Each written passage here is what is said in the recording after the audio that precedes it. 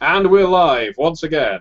Back once again Hey. on the Gentleman Gamers channel for Pugmire Part 2, where we ended at a dramatic point, deliberately, clearly. And that stream is probably ongoing and won't terminate for another 4 hours because that's the way Google Hangouts works. But at some point you will notice that this video is the second part from the point at which the Duke went missing. The dogs had bounded onto the scene from where the Lady Chihuahua was crying out. The Donal Pomeranian was missing. And whether this part was broadcast or not, it had transpired that Bloodhound was the preeminent hunter and searcher among the group. And I believe he was about to make a roll based on his wisdom modifier and his search skill aptitude to see whether he could find, I believe it was any trace, or it wasn't any trace of where the Duke had gone, but whether it was a pre-planned kidnapping, whether it was spontaneous, and the like. Does Keen Observer add anything to this as well? Only if he is still in the vicinity, I imagine. Ah, well, we'll see. So we shall see. I rolled a 10. You rolled a 10. Okay, and you have a wisdom modifier of +2. So that's a total of 12. And you have a skill aptitude on search of another +2. So that's 14 total. And because it's being assisted by others, you also get an edge on this. That's right, isn't it, Eddie? Yep, so you can roll another d20 and So you get to roll another d20. You get to pick the highest roll. Oh, I'll pick this one. It's a 14, so that's 19. Excellent. Okay. In that case, that's about as good as it can get. You sniff around the area. You examine whatever clues you can. Starting from inside the tent, those of you who are looking find, yes, it's quite clear that the Duke at some point was sat with his back to the back tent wall, such as it is, and judging by the discarded flagon on the ground, he had been drinking. The moisture has soaked into the dirt by this point. There is no froth left. The chair has been pulled up, or he's been kicked out of it. You would judge by the fact that it's turned onto its front that someone has grabbed the legs and literally went whoop, and pulled him, well, pushed him forward, at which point, judging from the scratch marks, he has then been dragged out on his chest, backwards, beneath the back tent flap. Now, Holly, you were examining around the back of the tent to see whether anyone had perhaps been planning this, and based on the 19, which is shared by the group, I'm happy, I'll confirm, there are indentations on the ground where that would imply that someone's been stood here for a while. The grass is flat. Difficult to determine exactly how many, but probably 2, maybe 3 sets of flattened grass, unless there was one particularly big dog that was walking around in a circle, which is still possible. Mm-hmm. As all of you benefit from this role, is there anything in particular that the Borzoi or Yorkshire Terrier are going to be looking for? Which way did they go? Okay. That's it. That's all he cares about. Okay, if the Duke was dragged in a straight line, and in fact you can follow the trail, at which point he was dragged probably about 10 meters through the back of the tent. Given that no noise seemed to be sounded up at that point, either he was unconscious, maybe gagged, you're not sure. But for whatever reason, he didn't make a sound. After 10 meters, you can see that the drag marks have changed to hoof prints and off at a steady gallop, several of them. If you keep, are you going to keep following the trail? Borzoi, when he sees these hoof marks, looks down at his short, stubby limbs, his meagre paws, and curses fate that he is so goddamn short and does not have the long, rangy limbs of his family members, that he could easily outpace these cloven-hoofed usurpers, these fools. He would catch them easily, surely. But he just points off in the direction that he sees the hoof marks leading and says, "This way, they are a horse!" Very grandly. And the Reverend. Well, I'm going to, I suppose, bring up the rear. But once Borzoi starts complaining that they've now sped up on horseback, Georgie will simply offer some reassurance of, yes, but as we dogs, horses have to stop if they are tired. They will eventually tire and need to feed. Yes, and that is why we must not stop. Ha ha! And he draws his rapier and points in the direction that he's ready to just rush off after them. It's quite clear. He's been re-energized by this having someone to save. It has sobered you somewhat, but not enough. Falls over. The Lady Chihuahua, seeing that the four of you are making this investigation, indeed barely anyone has responded to this. It is so late in the night now, and so many people are drunk or asleep that it's barely raised an alarm. She waddles over to the four of you. Please, you have to find the Duke. You can take my cart, my horse and cart, and follow. Please, you feel free. Thank you, Milady. It's very generous, and we'll do what we can to rescue the Duke.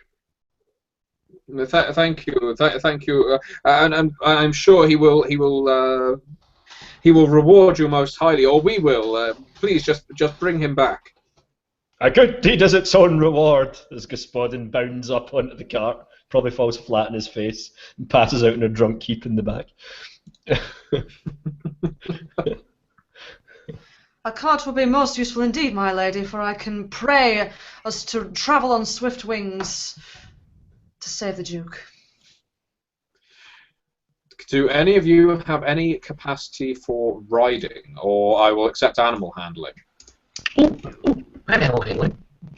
Ah, yes, Eddie, your audio is slightly distorted a bit. Oh, is it? Yeah. But I will accept that you do have animal handling, and even in silence you can make a die roll in space. Anyway. I won't finish that sentence because it wouldn't work. By all means, a natural 20. You befriend the horse like she was your own. Let's stop right there. She whinnies, she sniffs, she nuzzles, and overall is generally happy to be steered by you. Allow me to play the part of the horse. Thank you. Don't mention it. All aboard? Get aboard. Do. And off you gallop, being dragged along by the horse-drawn cart. As far as you can tell, and so the tracks aren't easy to follow, bearing in mind it is late at night.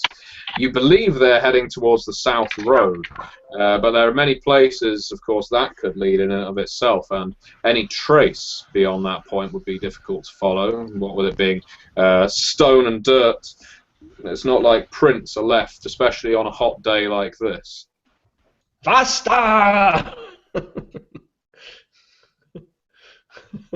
Try your audio again, Eddie. Is it working better now? It's still quite warbly. Let me leave the clock right back. Hang on. All right. Okay. In that case, I will hand over to the three of you. As Springer Spaniel is commanding the horse to go faster as per Borzoi's edict, you do see approaching from in the distance the lights of a caravan heading towards the city. Could it be a cunning ruse? I don't care. Charge! No. Is there anything distinguishable about the carriage that we can see, such as a banner? There's no banner, but even by its torchlight, you can see that it's quite brightly coloured. Looks like it's covered in streamers and purples and greens. Looks like some kind of travelling entertainment act. Hmm. They appear They're to be a not. bit late They're not to the moving at party. speed.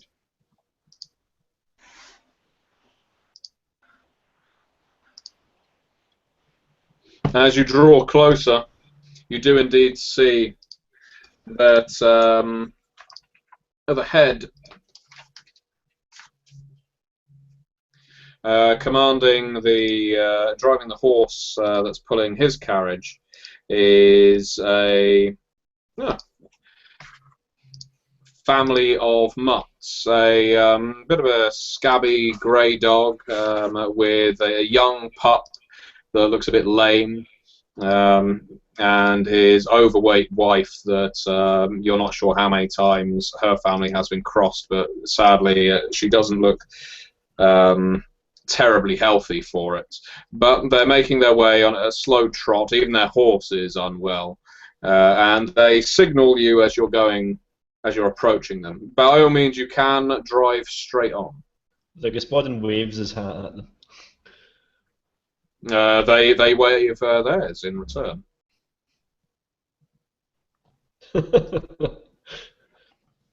Good morrow. Good evening. Are we too late for the festival? It's never too late for a festival. Ha ha ha ha ha. What my friend means is they are very merry in town, but I do not know how well they will receive your performing acts. My son, he performs tricks. We have our own circus from where we are from. You seem to be at speed until we came towards you. Would you prefer that we pulled off the road so you can make your way by?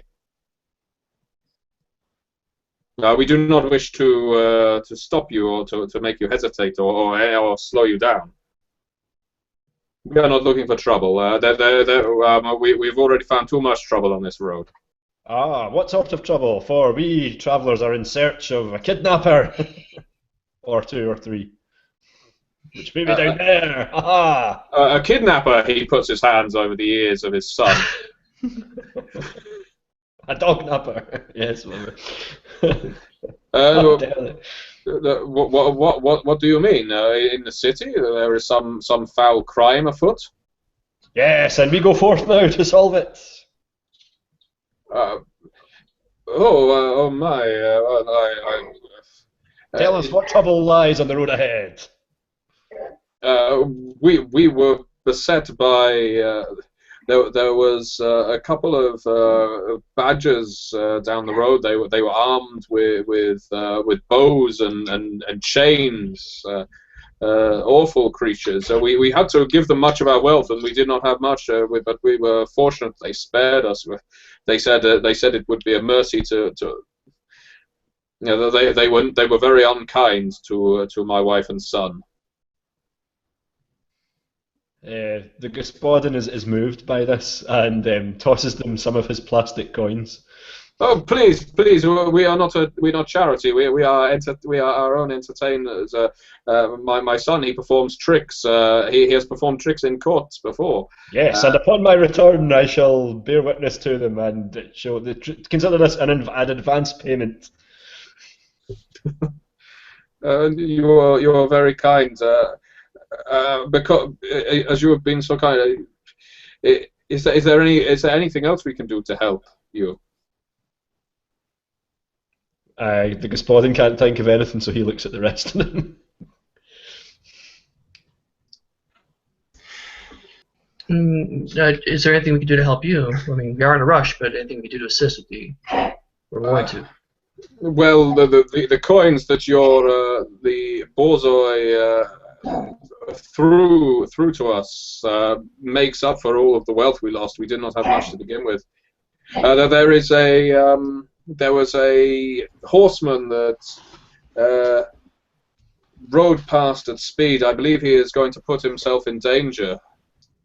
What kind of danger? He was all over the road. It looked like he had a heavy bundle across the back. We That's should our probably man! We should go help that horse dog, and if you could tell us which way we went so we can go help them. Well, do you know down the road some way? Um, this is just after where we were beset by those vile badgers. There is a small woods that the locals call the Forest of Buried Bones, where I would not allow my family to go into such a place. He covers his son's ears again. They say that it is cursed and filled with demons, if you believe such things. And my wife, she looked back to see whether he had fallen off his horse because we could no longer hear his hoof falls on the road, and we believe he turned into the forest. Well, we should go help him to make sure nothing untoward happens to him. And this kidnapping that you are seeking, is there anything I need to be concerned about? No. I'm sure that the matter will be well in hand very shortly. However, the festivities of the festival might be somewhat dampered, depending on considering who they took. Why was it someone of not King Puckington? No, of course not. Or one of his one of the princes or princesses? Surely. No. Oh, well, man be praised for that and his mercies. And I hope it was no young pups that were taken, and that whoever was can fend for themselves. But we must be on. The night is already full, and if there is any lodging to be found, we do need to find it. Yes, go forth, and we shall return with the Duke in tow, and there shall be a celebration upon his return at which you will perform, and it will be marvellous. He seems bewildered by your display and rides on at some speed. Man speed. Yeah, Will you? yeah. The whole time Borg was kind of ranting, Hal's just kind of like, but okay. Ajax is quietly clapping for your little display. The Gospodin sort of leaves himself standing on the rear of the cart again as you move off, waving his hat at them. We'll be back. We'll all be back. Some of us more than others. I like him. You ride on into the night, and indeed, those of you, especially Ajax, you have been to this forest of buried bones before. Some young, shall we say, brave explorers like to rummage around in the forest. It's more of a woodland. It's by no means a great expanse. But the name is not just some witty epithet. The archaeologists, the diggers, the antiquarians, the scholars and artisans have found bones of many creatures buried within the ground there. First, in the top layers, it was always dogs, but they found bones of things they can't accurately describe, nothing they can match to creatures living here and now. And so priests, the reverends and the like, who study the code of man, they think maybe these bones link back, and nothing definite, nothing matches the iconography that they hold dear, but perhaps if they just dig deep enough. Of course, the issue is whenever they spend more than a night or so within that woodland, that's when they say the dead begin to rise and strike back. That's when they say the demons begin to haunt the wind and attack or sometimes even kill those who sleep beneath the copse of trees.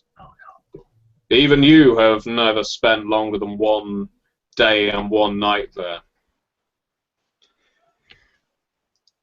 Okay, before we go in there, I'd like to ask all of you something. How many of you have actually been in this forest before? Any of you? I've ridden through it once. Stories I could tell you, and probably will, but later. Uh, be mindful of your surroundings, because there could be undead and demons and all sorts of nasties in there. But, no need to worry. I'm here with you. And if you follow my lead, I'm sure all of you, or at least most of you, will get out of this relatively unscathed. This is not danger. This is opportunity. Ha ha! Good attitude. That's a good attitude to have. You hold on to that because you're going to need it. Very well, I suppose we should. What demons and undead? Is there like things we should know how to do to protect ourselves? Oh, ask the cleric. I have no idea. Well, I suppose going with the code of bite only those that endanger you, a demon is very likely to endanger you in my experience, although I've never met eyes with one. I have heard many tales about demons. I have never ventured into this forest myself before, though. So, great. So demons may or may not be here, the undead may or may not be here, and generally if it tries to attack us, attack it first. That's the beginning, middle, and end of the advice. Absolutely. I'm yet Excellent. to encounter a foe that cold steel couldn't cure. Ha ha! I envy your attitude. How much did he have, by the way? Because I think I can smell it from up here. All of it. You I have have dog a breath. suspicion he's always like this. But we waste too much time. Regardless of the danger, we have no choice. We have to go forward and recover Duke. You make your way south along the road towards the location that you, Bloodhound, know the forest to be. Of course, you have been warned about badgers in these parts. That's not something you have encountered before, Arjax. Obviously, you've met badgers. You even engaged with several of them in tussles. But bandits this close to the city, especially badger kind, thoroughly irregular. Those of you who are up front in the cart, because I, for some reason, imagining Gospodin is still stood on the back with his chest thrust out. Yep. Those of you at the front of the cart, could you go for notice rolls, please? As it's pitch black out there now, beyond the moonlight and stars. We're going to be looking for 14s and higher. Okay, I'm assuming this goes into wisdom. Oh. And I'm driving too. Yeah. That will come back to bite you, but wait a second. Oh. Someone might roll a natural 20, and then we'll say it's cancelled out. If it does go into wisdom, that is a 13 for me. Mm-hmm. You want me to roll wisdom? Have you seen the way I'm talking? Wisdom, your secret weakness. That's actually, Arjax that is a actually 12 for me. Arjax actually has a skill aptitude in notice and +2 in wisdom, so Arjax gets +4 to whatever you roll, Larry. Does Nature Explorer count too, or is that for later? I don't know. Nature wouldn't help you at this point. I'd suggest going for. Well, that wouldn't help anyway, because with that +4, all my total is 10. Ouch. Damn. I suppose I'm too distracted by our little mascot's boisterous exclamations at the woods around him. I think that's what. Don't you have the observer trick? Actually, yes, you do. You do have natural observer. So you could roll another one and check the Yeah, higher. roll a second 20. You never know. 7. We know. I tried. It was a nice attempt. Sadly, Gospodin is so distracting to all of you, including the horse. On some level, his constant chuntering about wrongs that need to be righted, an adventure that needs to be sought. Everyone is just looking up at him, thinking, "Shut up!" And even the horse looks around. What? Who is this guy? Yes. Sadly for your steer, that means that she falls afoul of a wire that is strung out across the road. No. There is a harsh whinny from the horse as one of its legs buckles as the wire wraps itself around it. It's very difficult to take a horse off its hooves, of course, but the types that put this snare in place knew exactly what they were going for. Another one lashes around one of its back legs and pulls it similarly. The horse splayed kind of goes onto the ground, and your cart upends. All of you could roll dexterity, please. Just to see whether you land gracefully. That's a thing I can do. Does Actually, the you can go straight down to all fours if you're happy to do so. does the balance aptitude help me here? Yeah. Holly gets crushed by the car. And I die. My total is 5. 5, and from Georgie? 12 for me. Ha ha! Those of you who rolled under 10 can go onto all fours and save some face here.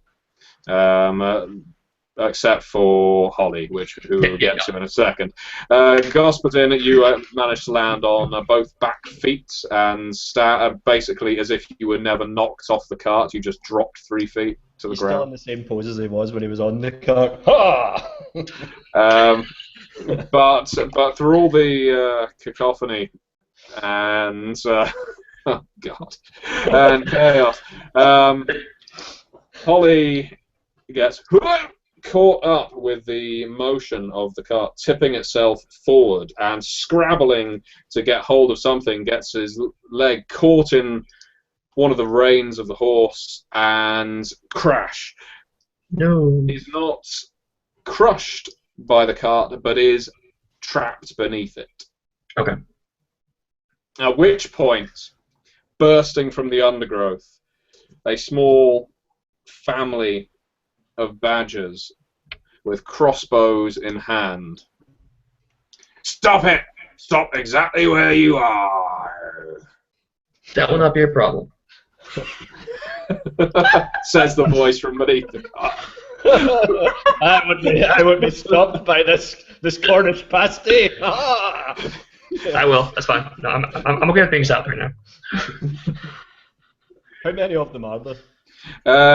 You pick up that there's 5 of them. They're not hiding, or if there may be more in the woodland.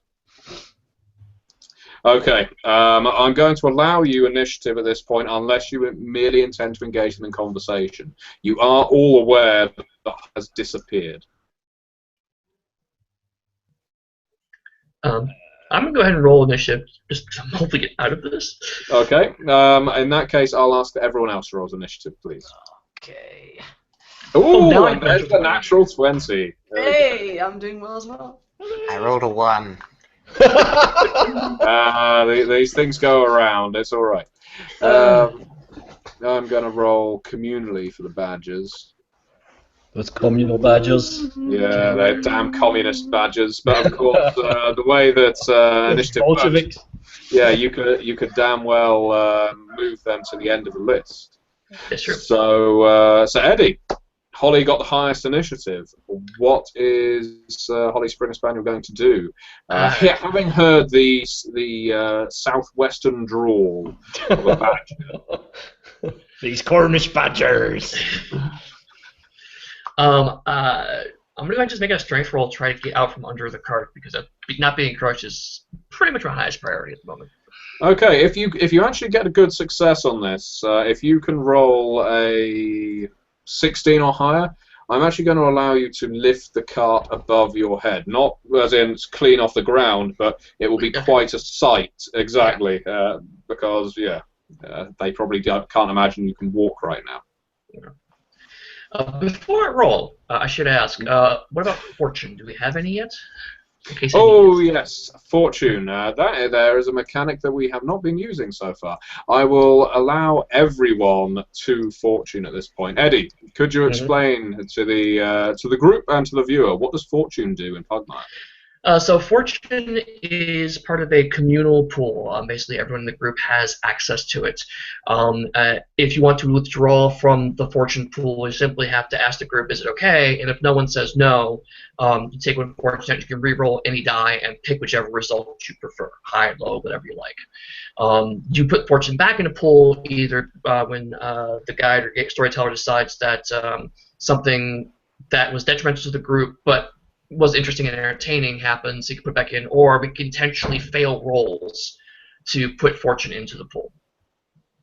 Okay. Well, in that case, as the failures haven't been intentional, you've got 4 fortune at this point, not 8. That was too generous. Eddie, you can, by all means, depending on what happens here, roll. I'll go ahead and I'll take the fortune pool on my screen here. Okay. So let's roll first. Yeah, that goes. Oops. Yeah. Does anyone care if I use a fortune so I can get this card off me? No. Okay, great. Do it. Go ahead. I have a plan. There we go. There we go. Much better. So that is 15 plus my strength of 2 is 17. I don't have an aptitude, so 17. That's fine. That is what you needed. As man smiles upon you, you maybe think your arms, your front legs are bolstered by the strength of your duty, your honor, and your family name. You lift the cart above your head in a deadlift for the ages. As the lead badger, with his crossbow's eyes widen, beady and black, now bulging. He's not sure where this cart lift is going to stop. Now, who do you want to go next on initiative? I would like Yorkie to go next. Okay. I'm simply going to approach the lead badger with open arms and a sort of a friendly way and say, we mean you no harm. Please lower those crossbows. As you can see, we are very much on our way. We don't intend to stop on your territory if that's the problem. Please don't shoot us. Well, I'll allow you to roll a persuade. I'm going to say that it's quite difficult because they are obviously intent on robbing you. So if not killing you. So go for a persuade. Rolling for 15s or higher, please. Okay. And this all right. In fact, I'll make degrees of success here. If you get between a 15 and an 18, you will persuade him not to just command his family to open fire on you. If you roll higher than that, you might actually persuade him to take up a better life for tonight. Okay, that is a 17. Excellent. Okay. He's listening to what you're saying. He's understanding the words. But you can also see that he's taking his time to survey you and any wealth you might have on your person. Maybe he doesn't want to ruin that those fine vestments you've got with a crossbow bolt in your blood. And so he's looking you up and down. He's not lowering the crossbow, but he's not firing a bolt into you either. Do I still have time to talk some more, or is it... Yeah, I'll allow you to talk a little bit more. I realise it is what you wish to rob us. Don't you wish to do something better than this with your life? The Church of Man offers great reward Church and of Man. in its loyalty. Oh, his crossbow's gone back up. If it was wavering at all, it's not anymore. Uh-oh. So you wish to endanger us then, Sir Badger? Is that it? Sir Badger. He laughs at you through yellow teeth. You're not sure what diseases he may be carrying, but he does have an off smell to him. You see Georgie's eyes darken a little bit, and you see a little snarl returned to this grimacing badger. Okay. Well, I'm not going to allow you to take an action, but I assume you want the initiative to pass on to, well, Arjax or Gospodin, or the Badger. Ooh, what about the badger? Let's make it more exciting here. Well, you know, you asked for that. Okay, the Badger is going to squeeze the trigger of his crossbow. I've already issued my ultimatum, young dog. I want any of those plastic coins you treasure so highly, and any cider you may have on that cart.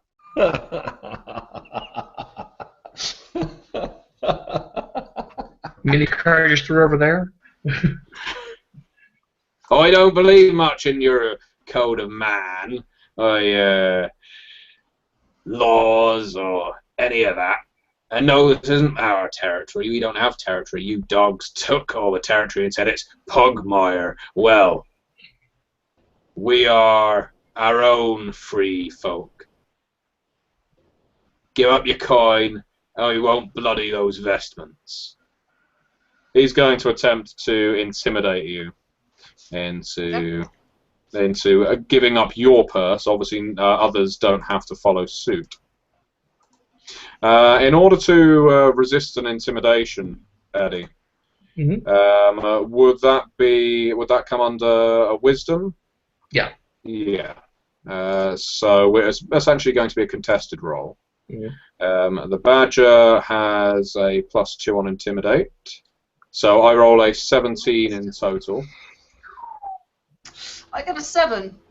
Georgie starts whimpering, his ears go down, and he starts fishing into his coin purse.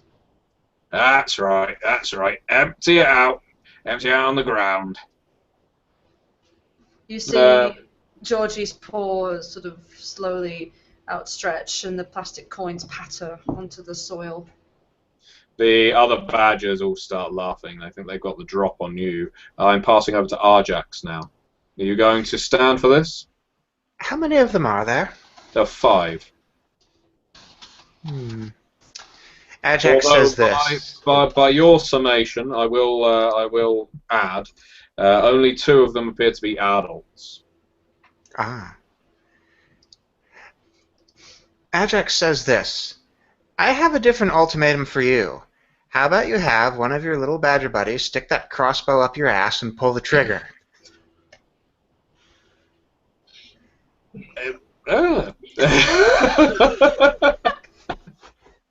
Sometimes players come out with things you just don't expect.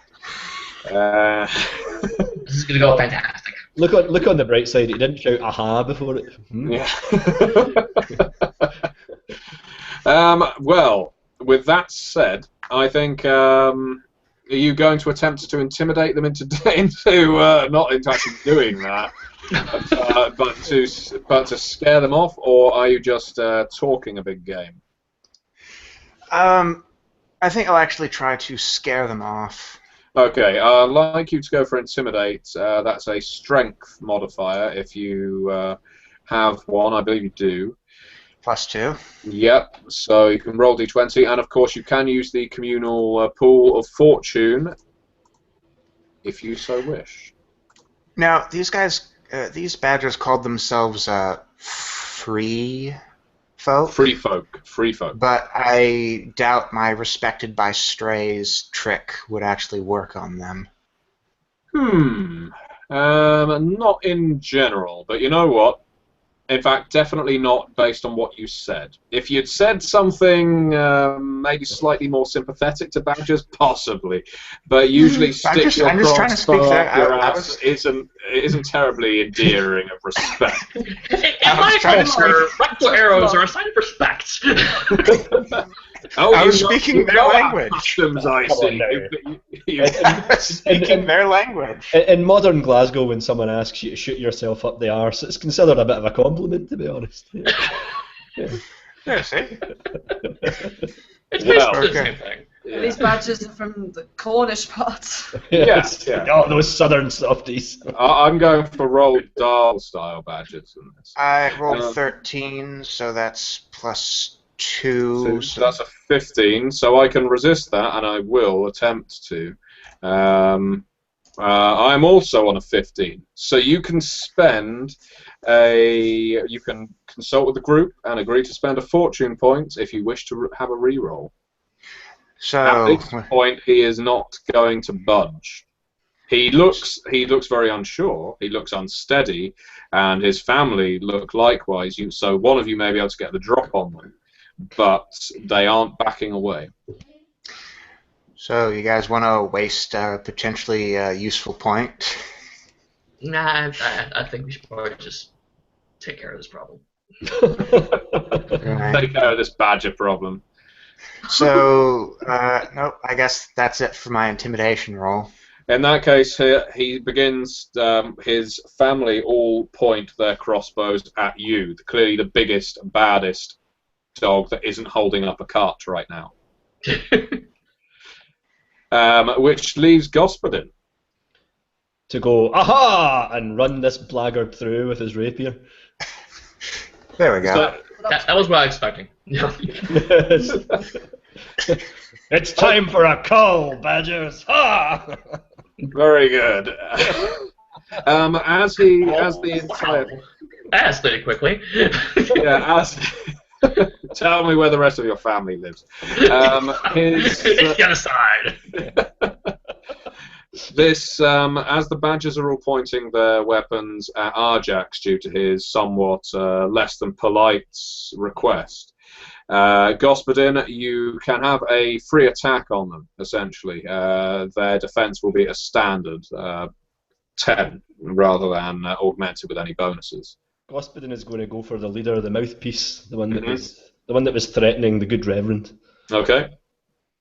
and attempt to run him through, or whatever the canine equivalent of that would be. Well, you got a rapier. I think it's very much the same. It's Yeah, strength or dex, right? Yes. So my strength modifier is actually higher, so I'm going to roll that. Oh, and I have. Hold on a minute, because I have stuff here. Right, I think any of my aptitudes count, but I have the dueling style trick. So I have my one-handed rapier. Okay. Well, and your item aptitude also applies, so you still get the +2 as long as you have aptitude in the weapon. Oh, of course, yes, because I do have an aptitude in. Yep, you have item aptitude. That is the one thing that I think you even note in the book that's probably the one thing people will forget. Remember the equipment you have. Yeah. So yes, you have +2 for just having the rapier. You have another +2. Oh no, it's damage rolls that will gain +2 for having dueling style. So at this point, you have a 17, which is against his flat defense of 10. There's no issue. So by all means, roll your damage and describe your blow. You will get +2 damage to it. Is it a d20 for damage?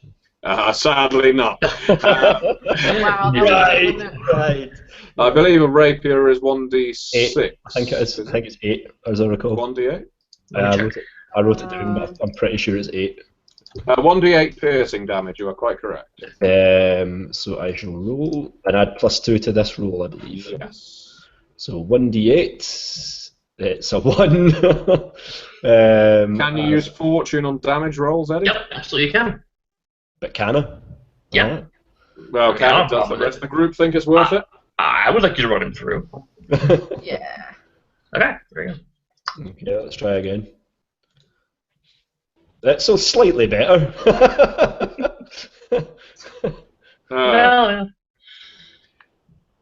Uh, you winded me. He has poked him with his rapier for 4 damage. Yeah, he dives in and sort of lunges at him. He probably grazes him. The heavy robes that he's wearing. Well, as a quick note, you also you add your strength modifier to damage as well as your dueling style. Of So course. it's 6 then. 6, okay. In that case, you didn't just win me, you cut off a chunk of my flesh.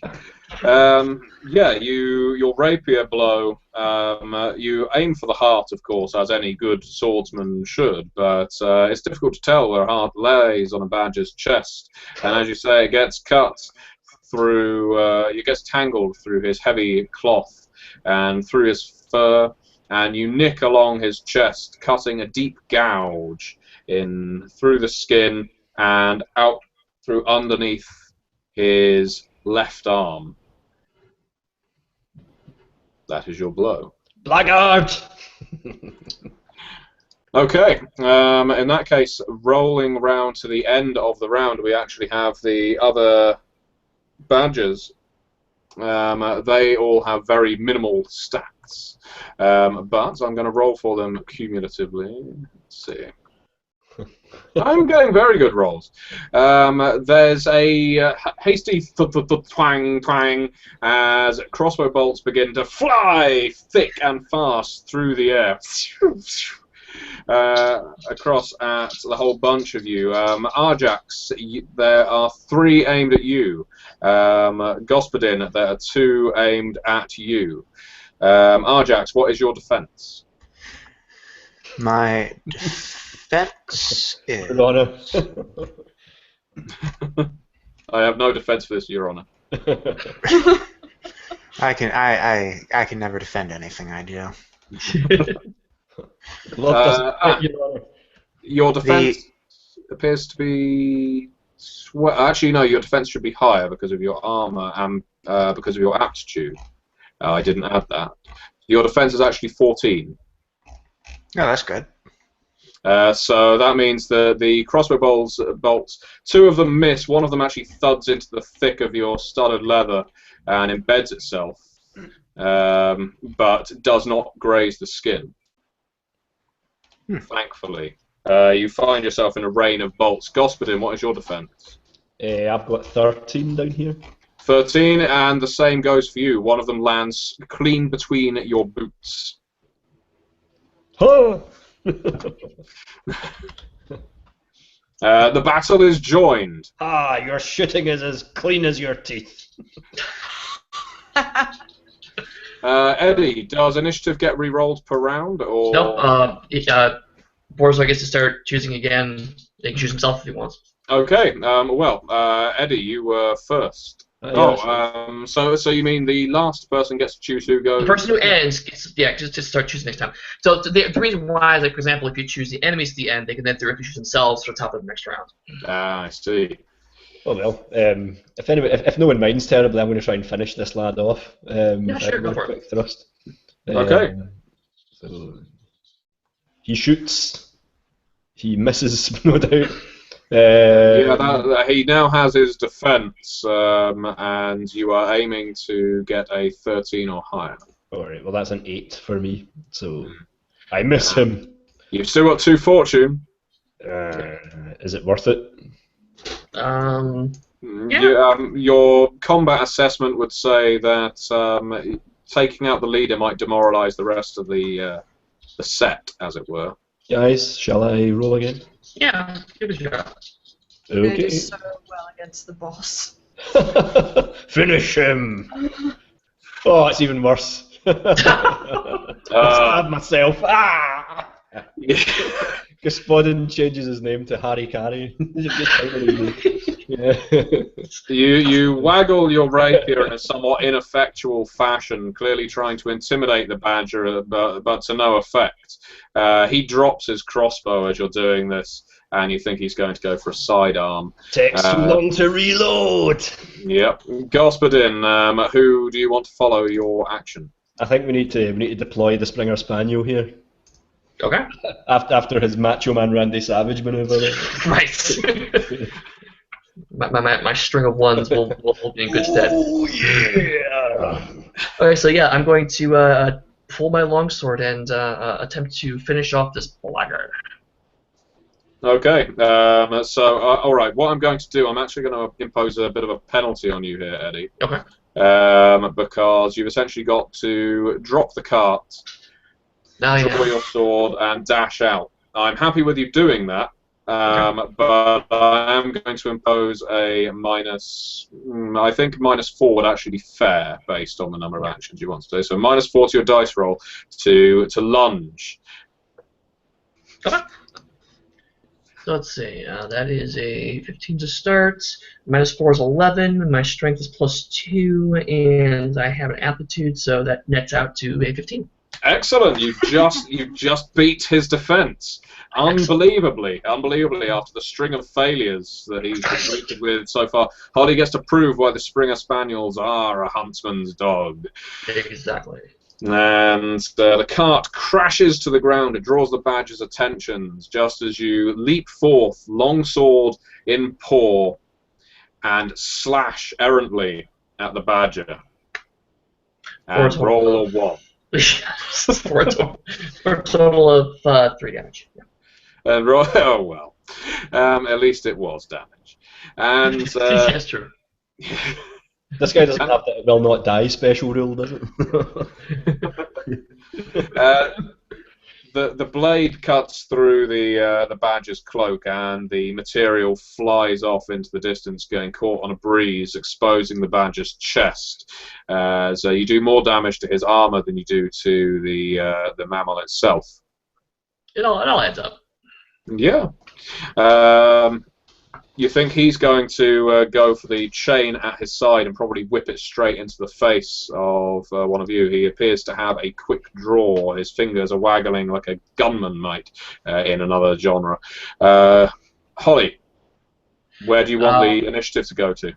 I'm going to take a risk and let Arjax go next, and hopefully he can finish him off. Arjax? Right. How close is the one that I will be finishing off if I can actually land a hit? Are you aiming with your bow? I was thinking it would depend if he's like how close he is. Well, let's see. I would say that he is within 40 feet of where you are. You could, no, I'd say 30 feet. You could run up to him and strike him a melee blow. Or you could comfortably knock an arrow and fire it without needing to shoot up into the air, essentially. I will shoot him with my longbow. It almost seems excessive at 30 feet, but go for it. Let's not laugh yet. He has to hit him. It'll be something I can brag about later. Yeah, absolutely. Because you need that. I hit a badger at 30 feet. Let's see. I rolled a 16. Okay, well, good start. I believe you've got an item aptitude in martial weapons. Yes, I do. So that's +2. Does my dexterity modifier add to this as well? It also does. So you've got to have 20.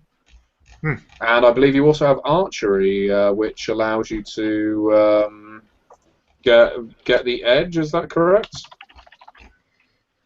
As a trick archery, oh no, it's +2 to all attack rolls with ranged weapons. So you're actually on a 22.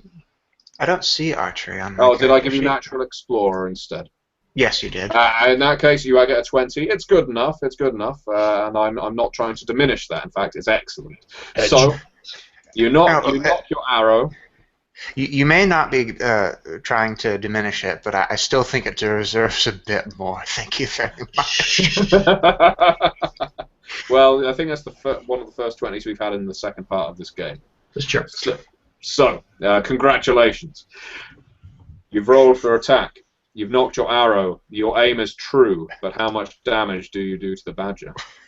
That rhymes. That's brilliant. Watch me roll a 1 for damage. You knock your arrow. Your aim is That had 4. nothing to do with trends. How much damage do you do? I rolled the D8. I got a 4. Oh, hooray! All right, that may well be enough. The arrow, the thick wooden arrow, pummels the badger clean in the breastplate. Dunk! He looks down briefly at the feathered shaft and collapses back into the soil. I'm going to just make a quick roll for the other badgers. Morale check. Morale check. Pretty much, and I rolled a 7. that's The it. badgers break. Reverend, what are you Run doing? run them down, Reverend. Introduce them to the mercy of the code of man. Yeah, well, what I do is because I've been sort of drawing my shield and mace, I charge at them, sort of quoting heavy quotes, probably from the Old Testament of the Church of Man, a bit sort of more dramatic. The Church of Man will rain down upon you as you beasts scuttle off into those trees, you cowards! We will burn out your sets. We will introduce gas to your living tunnels. It's a badger thing. Man be praised! And, well, which one of you was responsible, you couldn't rightly say. But the badgers have dispersed, your coin is still intact, and there is a slowly dying badger laying on the ground. Your horse has managed to regain its footing. It wasn't badly injured, it just lost it. It wasn't completely spatchcocked by the. But your cart is, well, or rather the Chihuahua's cart is pretty badly damaged. Oh. Sure, it'll be fine. I'm sure I can afford another one. But you are within walking distance now, or at least sprinting distance of the elusive forest of berry bones. The badger reaches up. Help me! Help! I will. I don't have any heals, so I wouldn't know how to save a badger. Do we know how to save a badger? I would You try to heal a stab it badger. in the face, that's how you I say don't think it's how you heal a badger.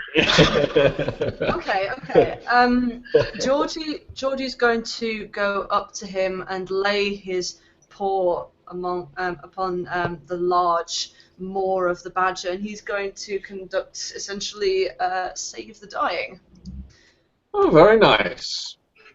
The badger will feel sort of this replenishing, refreshing feeling go through him, but you see Georgie with quite a serious scowl on his face, and he says to this badger, "I have shown you the mercy of the Church of Man. Now be gone from here." Very good. The badger, arrow still buried in his sternum, They'll heal from time tentatively. to time. Yeah, very hesitantly, very sore, and at death's door, shambles slowly off into the woodland. As he's walking. Oh, sorry. Yeah, no, you go for it. Send another arrow after him. As he walks away, I shout after him, "Can I have my arrow back?" Yes, fetch what's been left behind. The badger picks up as much speed as it's able, finds a hole, and disappears into the ground. You horrible, horrible dog. Roll humanity. I didn't hear a no. For the purposes of the audience, spare the dying that the Reverend used is a 0-level spell that acolytes such as he can use. It restores a 0 stamina creature to 1 point of stamina, so it can sort of pull you back from the brink, as he did in this case. So you are left in the clearing of the road, your upturned cart, your horse looking a bit frustrated and bored, the woodlands looking somewhat claustrophobic and bearing in around you. Well, I untangle the horse from the remains of the cart and harness. And the wires. Yeah, I'll climb up on the horse. And it's like I'll go ahead and scout ahead, and then I'll follow up behind me. I'll make sure to let you know if there's any danger ahead. Okay. You canter on and just see what you can see. Go for a notice, please, Holly. Oh, my secret weakness. Yeah, these always go. These have always gone so well so far. Yes. They can't always be bad, surely.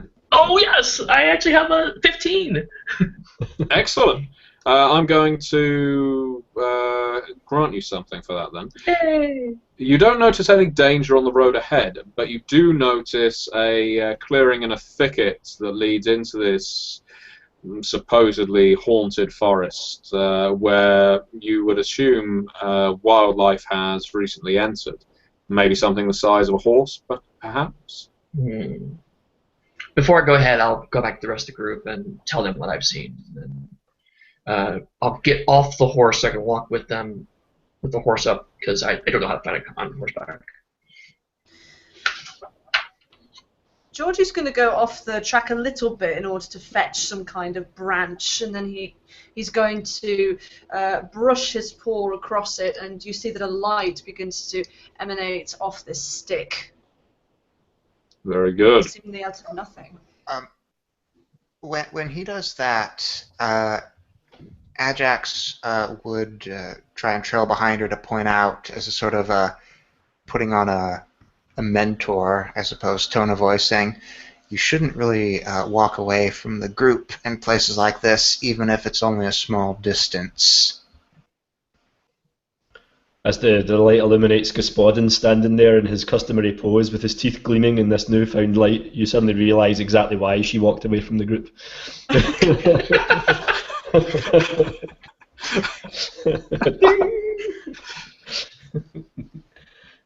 You begin to enter the thick and clawing and scratching forest of buried bones. This isn't some fun place that a feral dog might come to secrete a treat for recovery later.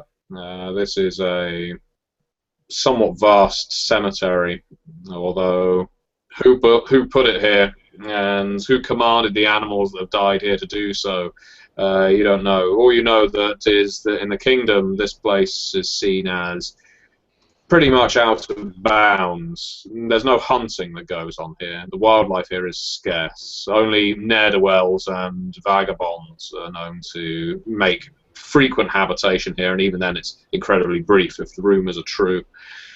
So, scratching your way through the undergrowth, you get to a point not far in where the horse just doesn't want to go any further if you're intending on leading it.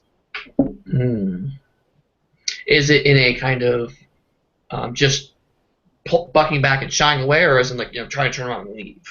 Just trying to turn around and leave. It's not spooked, but it clearly doesn't want to be here. All right. Well, pat the horse on the side, thank him for his time. Leave him there. Good luck, horse. It's a very obedient horse. You did make firm friends with it immediately, so I think it's not going to leave you high and dry. It will stay on the road. Okay. As far as let's see, sensing things go, I'd like for anyone with no nature to roll a 20-sided die, please. Nope. And in fact, no arcana would also work. Now we're talking. I have for no different nature. reasons. I have no nature. I have a grand total of 8. I only rolled a 4. Wow.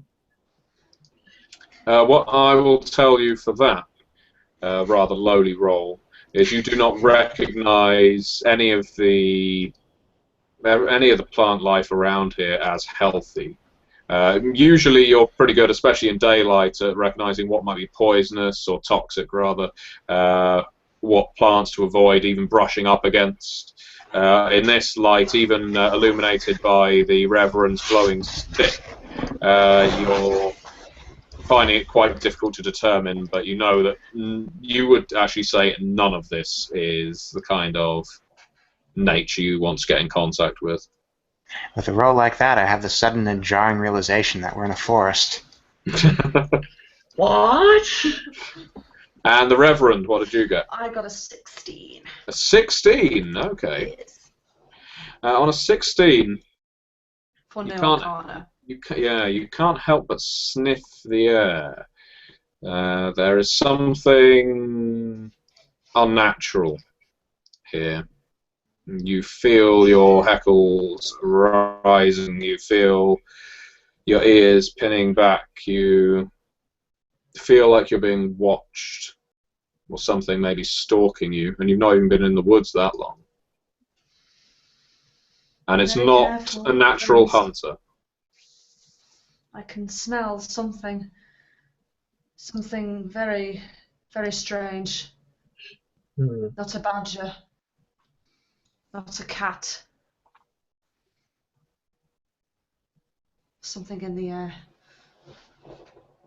I will draw my sword and try to pay more attention to the area, the road in front of us, see if we can keep an eye alert for ambushes or attacks. You continue to follow the path that led you in the first place. It's difficult not to actually leave a trail in a forest as thick as this. But as you pay attention to your surroundings and you keep a close eye on any movement, you can't help but notice the occasional shift of undergrowth, the occasional rustle of trees. It sounds like breathing, but it's not the kind of breathing familiar to your kind. It's all a little too long and drawn out. It's a heavy, laboured, uncomfortable pant. It's like the earth itself is belching at you. Is that normal? Especially not normal. No, this is not even normal to Arjax, who has been in this place before. The earth seems unsettled. If there's rumours of undead, it may be that they are attempting to wake. We should keep moving. Yes. Keep moving. Perhaps a bit quicker. I start scampering forward with tail between my legs. I would like for each of you, I think the best skill to use at this point would be, let's see, survive. Okay. Oh, I have survived. So just roll a d20. If you have survive, of course, that's a +2. If you don't, just roll a d20. Wisdom, right? Is it wisdom roll? Yes, wisdom for your bonus on survive. You lose. Continue. Wah, wah. I think we're both in the same hole. Avenge my dad! Look out for the hole! I rolled a grand total of 13. 13. Okay, anyone with a 10 or higher? Nope. Yeah.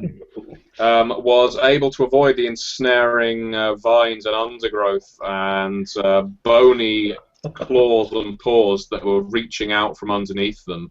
Those with less find their ankles suddenly gripped Yeah, by hands of death as the dead begin to roil and wake beneath the soil. So Holly and Gospodin, look out, Right. Stewie! tightly. I'm going to immediately roll. You are chilled to the very core, the both of you.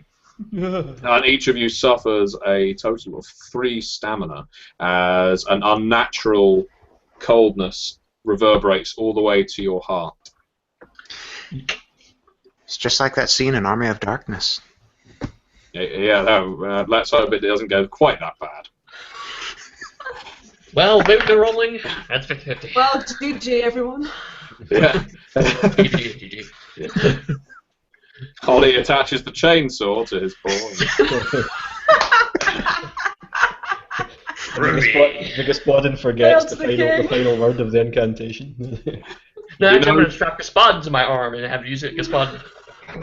Yeah, you know things have gone bad when. Oh god. Yes, you find yourselves gripped all of a sudden. Go for initiative, please. Klaatu, Parada! Okay. Necktie, nickel. Oh, nice. 19. I will not be going first. 5. I'm still in the hole. Oh wow. One. That is amazing. Well, everyone's got to have a turn. In that case, it's the Reverend, I believe, who moves first. Reverend, what are you doing? Oh, okay. So, just remind me again. They're sort of, are they kind of gripped by an undead force, or was it? Sort Yeah, of like gorillas doing it? literal, quite physical, bony claws and paws have emerged from the Okay. soil and gripped them around the legs. And you're not sure what they intend to do next, but it's not likely to be friendly. And no, of course not. In that case, what I'm gonna do, whether this will work or not, I'm gonna draw my mace and try and take a few battered hits at this clawing monster in order to try and get it to release the other dogs. Okay, I am going to point out at this point, if you botch, you are going to be striking the legs of your companions. Oh, good. Sorry in advance. So tell me whose legs you're going for. Oh no. Suddenly being a popinjay Oh. seems like not such a good thing. Oh, this is tricky choice. Okay, I'll go with Gospodin. Why not? No, my legs are stumpy. Well, it wouldn't be much of a loss then. Yeah. Oh. Okay, so this would be a strength roll, yes, Yeah. for my mace. And you have an item aptitude, so you Hey! get an additional 2 on that. Okay, so that's a 5. Yeah. Well, It wasn't a one. yeah, you hit the ground successfully, which is It wasn't my leg. Aha! it kind of a success. If your mace connects with the bones, it's struck with such little weight that it doesn't seem to deter the grip of the undead beast, as it seems to just tighten its fingers around the ankle of Gospodin. You knock the soil a couple of times, but don't seem to shake the undead creature free. Who do you want to follow your action? Well, I suppose most logically would be the Bloodhound at this point. Yeah? Okay, Arjax. The only melee weapon I have is a spear, and I believe that stabbing weapons take massive penalties against bony creatures. But we're not that kind of metagamer. Go for it. What? With huge amounts of vigor and confidence, I stab with all my might with a spear at the bones with large gaps and no flesh. Which grasping claws are you going for? The ones around Holly or the ones around Gospodin? Well, Holly would be more useful in a fight, to my mind, and also he's wearing heavy armor, right? So if I accidentally That is stick true. him, it would be less damage. Yeah. Theoretically, yes.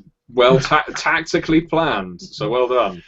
Okay, roll for it. Bear in mind that you get +2 for your martial weapons aptitude, another +2 for your strength bonus, I believe. Yeah. So, and I don't think you have any kind of trick that relates to the spear, but that's still +4. 17. Excellent. Okay, so despite the odds, despite all rumours that you've heard other bloodhounds tell that a spear against an undead, that would be nonsense. Who would use such a weapon against a skeleton? Somehow you are able to make the point connect and shatter the bone, the forearm of whatever it was gripping the ankle of Holly. Clearly these things aren't terribly impervious to a well-placed blow. You don't need to roll damage on that. Your spear cuts straight through it, and Holly's ankle is free. I never believed the rumors for a second. In fact, according to me, I have taken on entire armies of skeletons with only half a spear. There you go. And that was only the shaft end. You didn't even have that. That's why they call them shaft. Yeah. Who do you want to follow you? Do you want the skeletons, or do you want Holly or Gospodin to follow? I would like the newly freed Holly to have the next one. Excellent. Tag out. I will gladly attempt to free my companion and compatriot and not at all irritating friend from the grasping claws. Oh, that's weaponry coming towards my stumpy legs. Okay. Well, about that. 9. Yeah, at least you're not on minuses. It's true. It's true. So having successfully plowed a furrow into the ground with my sword, I'm going to let the skeletons go before Custom. Damn you! Treachery!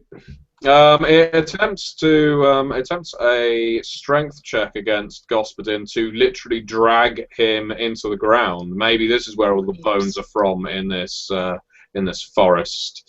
Gospodin, I need you to do an opposed strength check. You need to get over 12. That's fine. You can do it. Get it. Should be easy. Get it right up, you skeleton boy. There we go. That's a right there. You don't wrench yourself free, but you do manage to keep your footing as another hand grips your other leg, and they both try and pull you down into the earth. You manage to hold your ground. You brace. Obviously, I'm the most attractive member of this group. Ha! And as it's still gripping you, you are dealt. Oofy. Ouch. Okay, you take another 4 points of stamina from the chilling grasp of the skeleton's claw. Damn those chilling skeletons. Gospodin, it's on you. You better believe I'm going to chop my own leg off. What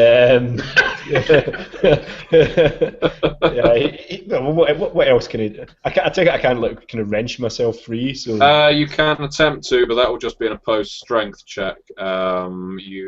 Which you can do, but it probably won't do any harm to the skeleton. I need to break. I'd need to break both arms to actually free myself, wouldn't I? Like, so I have. Admittedly, if you could take out a skeleton with a rapier, that would probably be an even greater tale to tell than taking one out with a spear.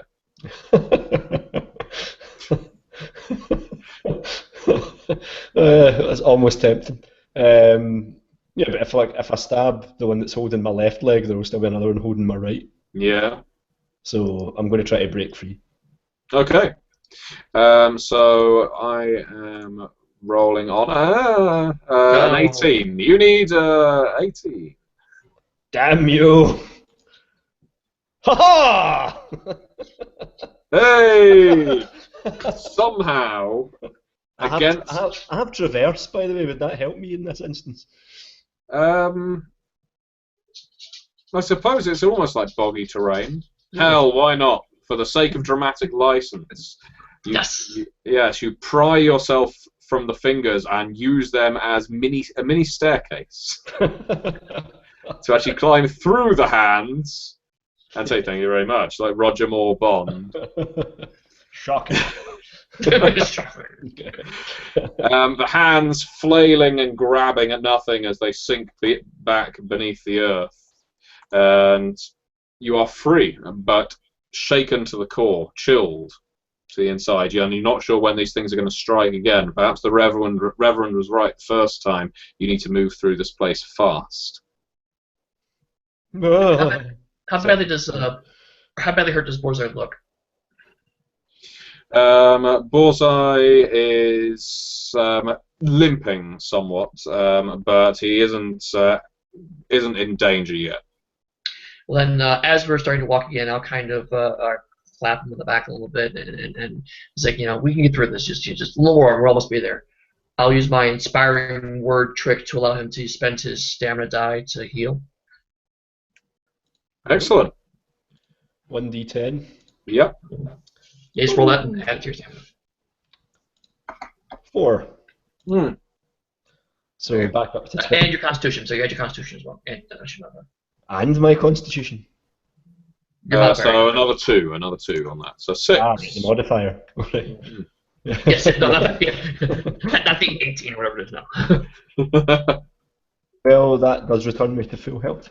I think. There you go. In fact, no, I'm one shy, I think. Yeah. And see, he's complaining. You do this for him. I was at full health, but that Yeah, it wasn't that that inspiring. You call that inspiring?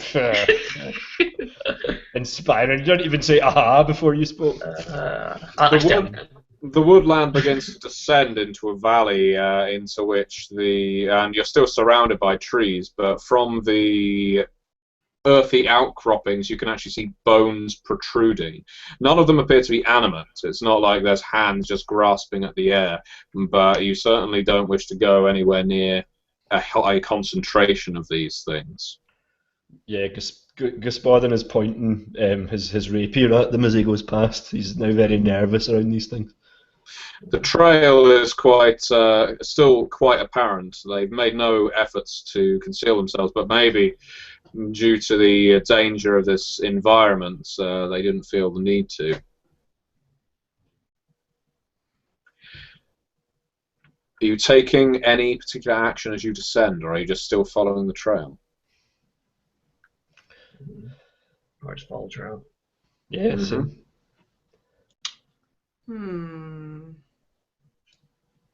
George is going to take one more sniff at the air. If he feels that there's a bit more presence around, he's going to avoid it. Okay. Whether it's the trail or not. Go for another no arcana. I will be happy with you using that. Ooh, 18. Nice. 18. Yeah, the places of high concentration of bone. You just, as a tester, prod it with a stick. You know, that's always a fairly good idea. Especially as when you sniff around it, there's something terribly unholy, unnatural about it. These outcroppings look solid, but when you touch them, it's almost like the bones make a weave that just collapses inwards and would swallow up and mash up whatever was stood on them. They make a fairly nasty pitfall. Be careful here. There's more of them. Follow my lead. Of course. Yeah, we'll tuck in behind the Reverend. Ajax does follow her, but he's slightly huffy that he, the hunter, is not in charge right now.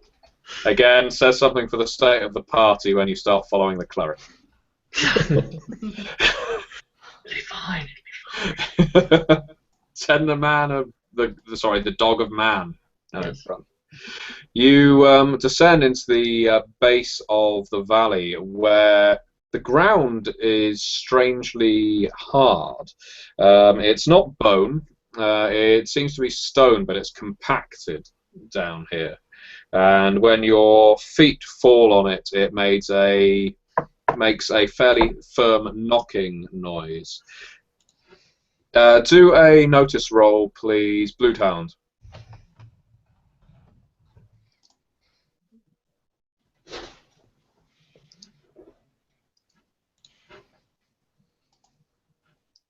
Sorry, my mic was muted. Oh, That's all right. I rolled a 2, so adding in all my bonuses, let's see, notice +2, wisdom +2, keen observer +2. no, Keen Observer allows you to roll an extra die. Keen Observer allows you to roll another d20, so I would suggest doing Oh, that. I'm sorry, I'm getting my rules mixed up here. That's all right. No worries. 8 this time. Well, you get a 12 in total then. You actually see the shape of, well, you assume it's a feral dog. It's a large, hunched-over canine just down the valley. You weren't sure which way to head, whether to head east or west down this valley as it stretches in both directions, but in the shadows of the valley walls, there is a hunched over figure that occasionally bristles and moves its shoulders. I try and quietly and covertly, direct everyone's attention towards what I'm seeing, the feral dog. Look over that direction. If it's noticed your glowing stick, then it's not moved, or not acknowledged it's noticing it. But yeah, you would agree with the assessment. It looks like a large, compact, however, dog.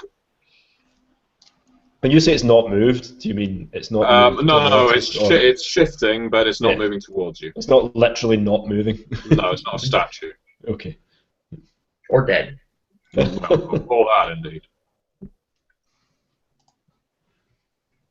As the first sign of life in this forest, it at least offers something. I will slowly, with my sword drawn, walk towards it. Do we need to go past it? You Well, can, yeah, you can ascend back up the other side of the valley, but the trail, as soon as you reach this hard ground, runs cold. So the tracks either head east or west down this valley. Heading east is towards this dog figure. The west, you don't know where that goes. Well, if my brave companion is approaching the dog, then I think Gospodin would definitely go with him, not wanting to be far from the action. Right. To help / be there. To prod ineffectually at it. Right. Well, if the dog isn't responding, I'm going to eventually kind of gently nudge it with the sword, and it's like see if it's awake or if it's speaking or lunging at my face. It does actually appear to be asleep. As you approach, you see it is a great bulldog. Its head's hunched into its shoulders, as bulldogs are so oft to do. Massive in various proportions, but making a snoring noise. It's actually clad in some fairly decent patches of armor. You'd class it as masterworked. But this bulldog is old, and it's blind in one eye, you assume, from a nasty-looking scar across its face. Hmm. Its tongue is just lazily hanging out its mouth as it sleeps. Excuse me, old bulldog.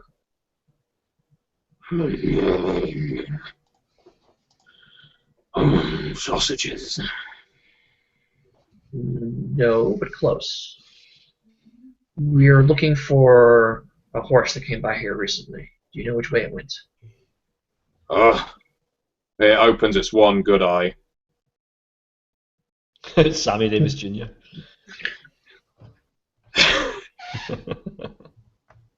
Oh, you shouldn't be here.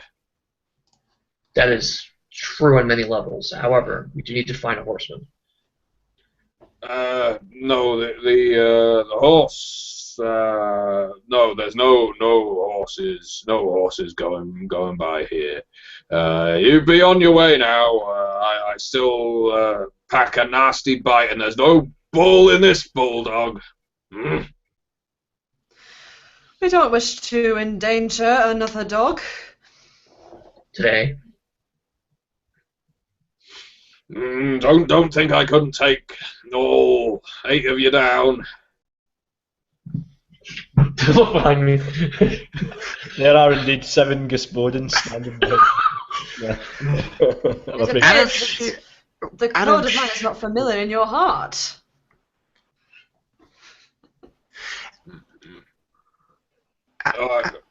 Sorry, go for it.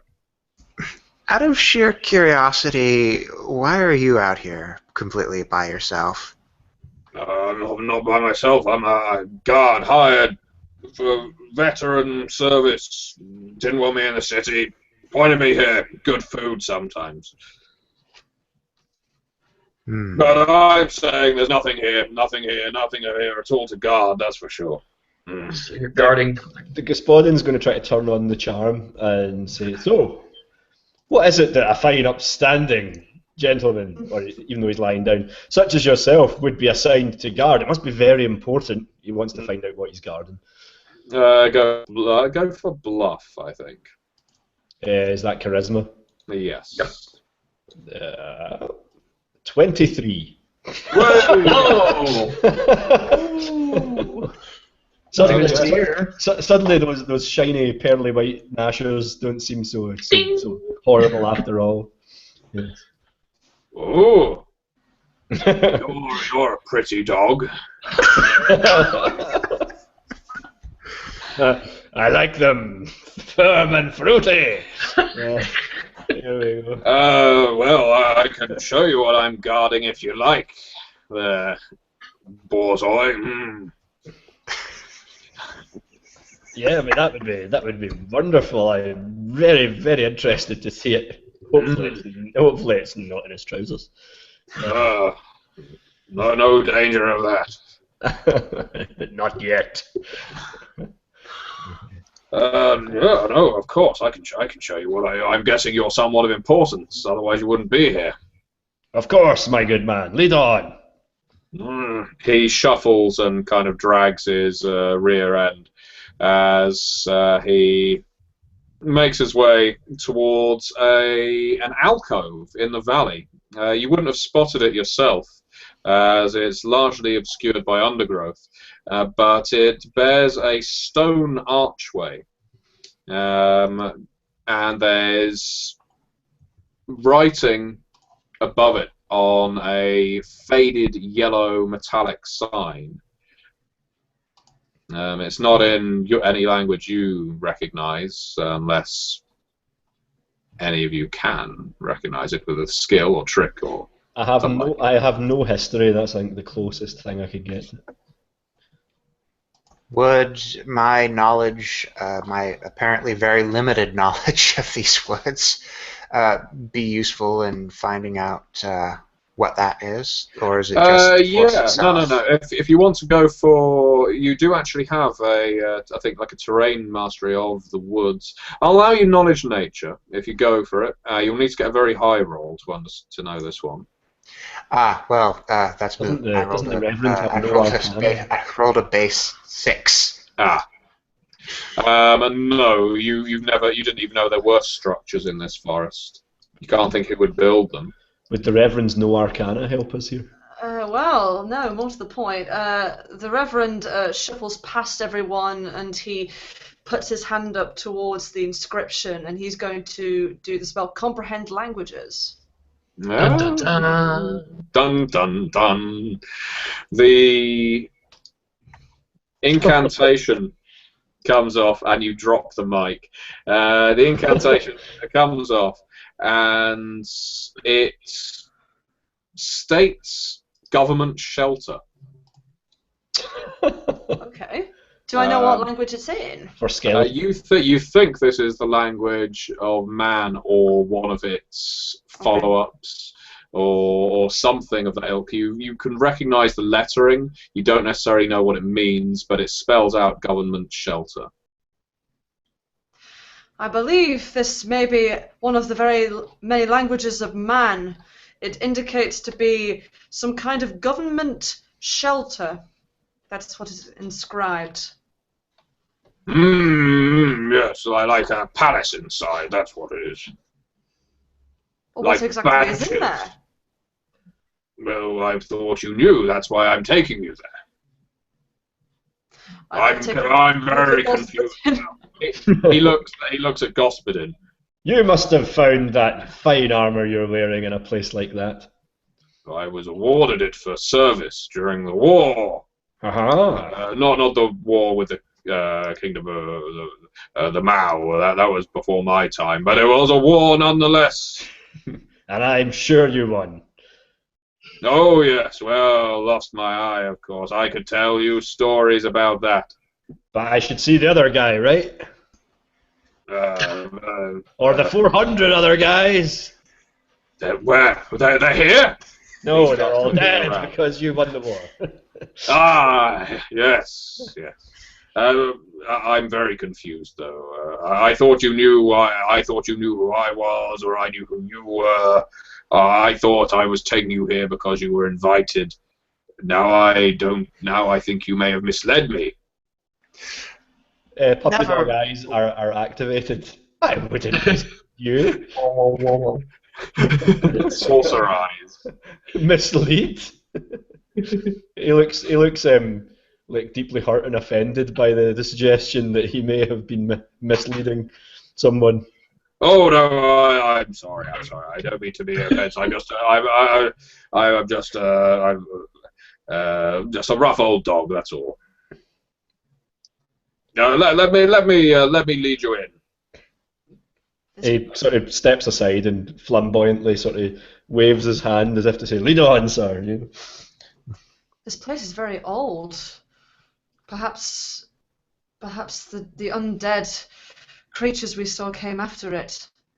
After the man presence disappeared from here. As he leads you down into a tunnel, you see an old, rusted door. And this is old, thousands, you would assume thousands of years, or many, many lifetimes. That is falling off its hinges. It wouldn't be able to shut now, so hence why the alcove was covered up by undergrowth rather than just sealed. He takes you beyond it with no ceremony, and lights a couple of candles that are ensconced on the way. As he does so, this place is illuminated with various strips of yellow and black and various alarming colours that don't exactly put you at ease. But he takes you further and then bellows out, I brought your guests. I brought your guests in. We're guests, are we? Gospodin in his flamboyant clothing probably takes point at this point because Yeah. he's someone who looks like he could be a guest. You hear a cry back. You what? Guests? We're already here, you stupid old dog. Well, I'm very confused. He looks at all of you as if to ask you what's going on. I can't believe that they would speak to a veteran of the war like that. We should Get clear rid this of up them. for you. We'll take care. We'll clear this up for you. Why don't you go ahead and you head back and we'll clear up this obviousness. Yes, I'm very confused. I think I may just go back to sleep. There's probably Take a break. Yes. Yes. He shuffles off. What's going on up there? You know we're busy. Matilda? Matilda, where are you? You hear the movement of feet. Positions, everyone. Are they coming from like down a flight of stairs or something? Yeah. Yeah, we'll take up position either side of the way in. Yep. Draw my sword, shield, ready to go. Okay. In that case, I'll go down the chain. So Eddie, Holly is braced for combat, sword and shield out. Yep. One side of the stairway. Gospodin the same. Other side of the door, yeah. And Leave the Jenny, priest the standing. Reverend. The Reverend, yeah, the Reverend's gonna at least get out his shields and brace himself. And Larry. How far is the entrance that they're approaching from? You would be able to. Yeah, it's probably about. Let's go for 40 feet this time. I suppose I would shoot. Well, actually, that might be a dumb thing to do, to shoot someone the moment they come through the door without actually knowing if they mean to attack us. But you do have surprisingly high wisdom. But that's entirely up to you. You could, of course, just be braced with your arrow knocked, and if it's someone who's hostile, then you let fly. I'll do that. Very good. A couple of mutts appear at the top of the stairs. And because Holly and Gospodin are on either side, they're first seen by the Reverend and Arjax, who are standing further back but within sight of the doorway.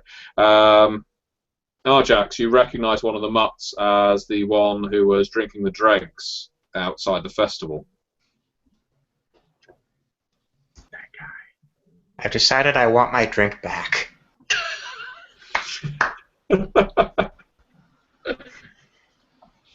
They do have weapons drawn, so I'm going to ask you to roll initiatives, but I will give, if I do roll higher, I'm still going to give Eddie or John the advantage because they have the surprise. And that's probably just as well because I rolled a 20. Yeah. Yeah, well, I'm done. Out. Okay, John. Gospodin. These two are they're coming up the stairs. They have one of them has a dagger drawn, and the other one is wielding a very nasty spiked cudgel, the one that was outside the festival. In fact, to make it even clearer, the one with the dagger is the female mutt from inside the tent. That you so I had that heart-wrenching moment with and gave a big cuddle. Yeah. You smell her before you see her. Not in a bad way, as in you recognise her.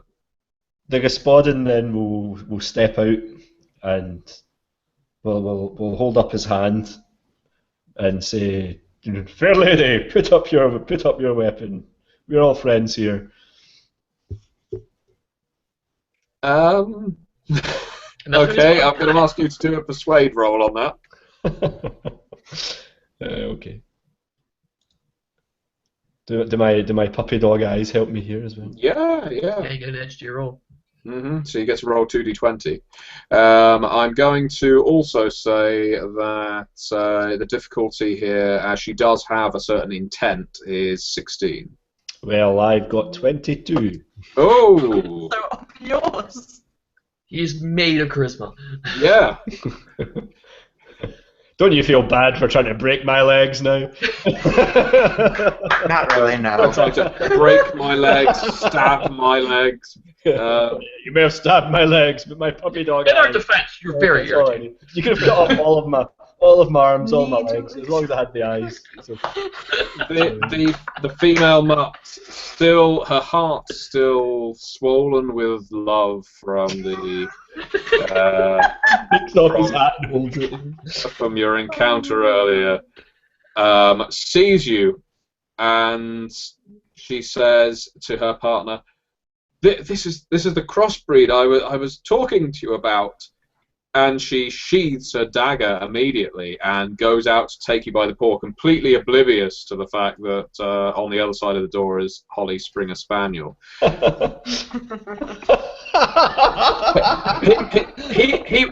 he will help us. He will help us, Jake. I'm sure he will. Who do you want to go next, Gospodin? I think we've definitely got to go with Holly. I'm a stabber. No.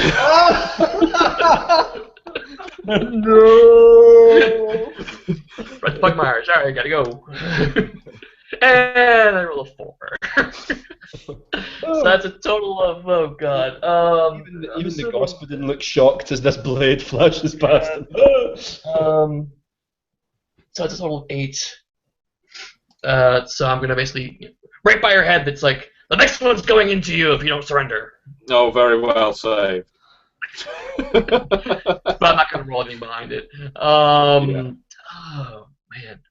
You do still have one fortune amongst the group if you really want to run her through at this point. Although I will say, in her defense, she is at this point not wielding a weapon. No, yeah, I'll just. You'd be a bad dog if you did that. Yeah. Oh, the Reverend's judging you. Alright, definitely not doing it now. I feel judged. I feel like a bad dog. Bad dog, I'm sorry, bad dog. In that case, I'll let the Reverend go. Okay. Reverend.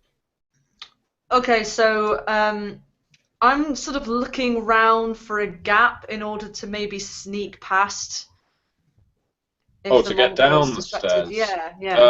That will take quite a lot of doing, I will say, because Jake, the male mutt who was drinking the dregs with a nasty-looking cudgel, is still on the staircase, just about to cross the threshold. So it wouldn't be so much as sneaking past as barreling past and hope he didn't intercept you. Okay, in that case, I use my shield. Oh, you are literally going to try and barrel? Why not? Why Well, not? he's on, Making he's it on a more staircase. exciting. That means he's got 4 footing. All that charisma, and this is what you follow it up with. I mean, So, come on. so just be clear, stabbing them is bad, bludgeoning them to death is perfectly okay. Is that the line? Knocking a dog down the stairs, perfectly. Right, that's fine. If they put their neck on the stairs, that's okay. But Holly, it were the stairs what killed him. What I'm hoping to do, and hopefully the roll won't be terrible, is I'm gonna sort of jump off slightly to give myself a bit more momentum and hopefully sort of smack into this one, advancing the stairs. What kind of roll would that be? I think it's essentially like a bull charge. You can move your full 40 feet, and you'll get your strength bonus to essentially what is an unarmed attack. Although you're using your shield as a weapon, you do have proficiency in shields.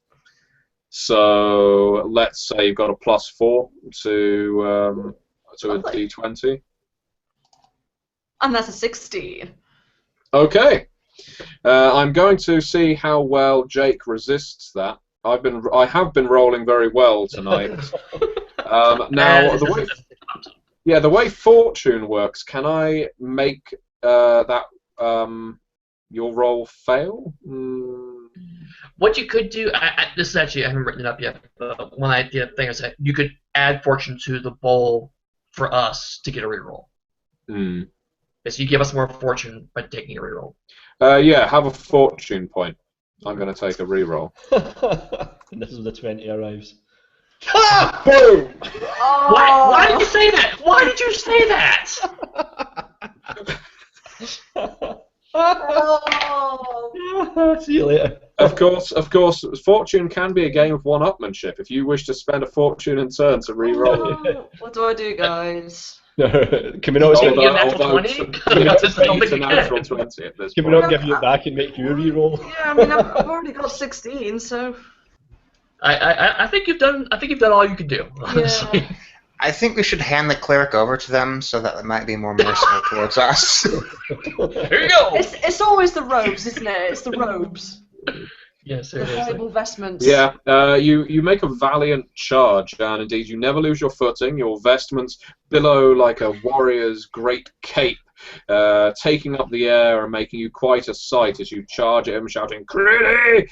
and bound into Jake Mongrel. However, he was prepared for your attack. Your glowing stick gave away your position, and your charge allowed him to not only deflect your charge, but with his natural 20, he has swung his cudgel around like you're a ball charging towards him, and he's trying to strike you back off the staircase.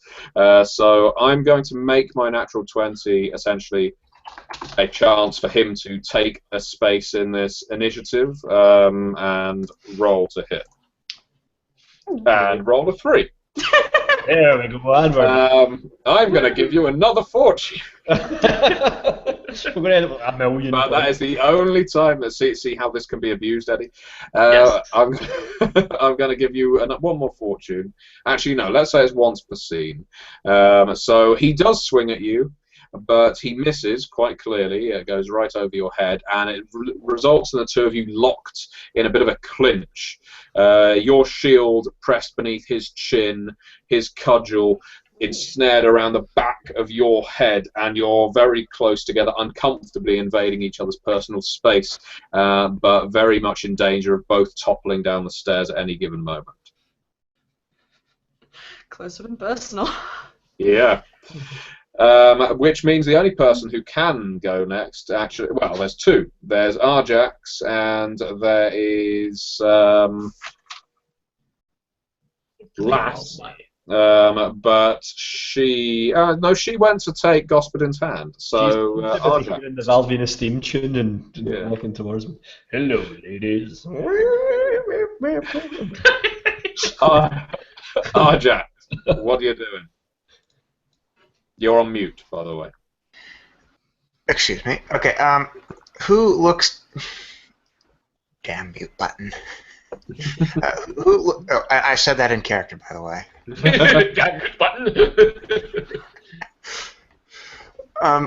Who's either looks the most dangerous or looks like is the most like already damaged?